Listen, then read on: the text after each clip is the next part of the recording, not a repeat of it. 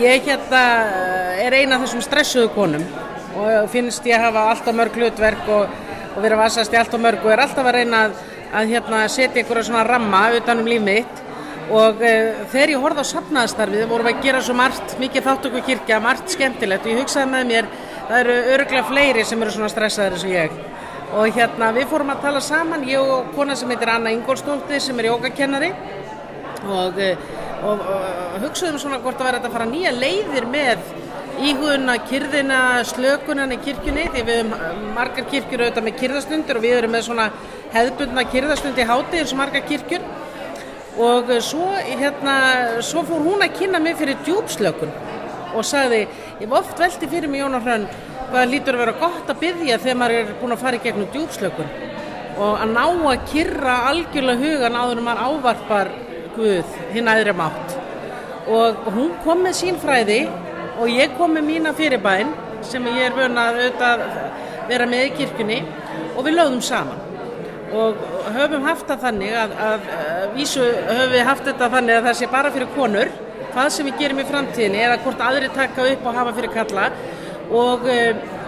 höfum haft þetta á þriðjudögum 5:30 inn í kirkjunni sjálfri og það er mikil upplifun að koma inn í kirkjuna, ná í dýnuna sína og koddan sinn og teppið sitt og koma sér fyrir á kirkjugólfinu og bara finna hvíldin og velliðun að koma og svo sest Anna og fer með fólk inn í djúpslökunina og þessa nærandi hvíld og svo þegar búið er að slaka og svona vera inn í kirkjuskipinu verðan hálftíma þá tek ég bók sem liggur hjá bænastjakanum sem konurnar hafa skrifað í því eru bænarefnin og ég fer upp að altarinu og þegar Anna er búin að ljúka henni eiginlegu djúpslökun þá fer ég og ber bænarefnu fram þá tekur svona 15 mínútur, þetta eru 3 korter og svo bara stöndum við allar upp og göngum út í erilinn aftur þessar konur sem hafa svo mörg hlutverk og eru svo stressaðar og hafa líka svo mikið að gefa og svo mikilvægt að halda heilsu og við upplifum það líka einhvern veginn þó að við þegjum þá verðum við samt vinkonur og við kynnum samt þó við þegjum og eins og ein kona sagði þetta eru þær stundir í kirkjunni sem ég upplifa bara líkamlega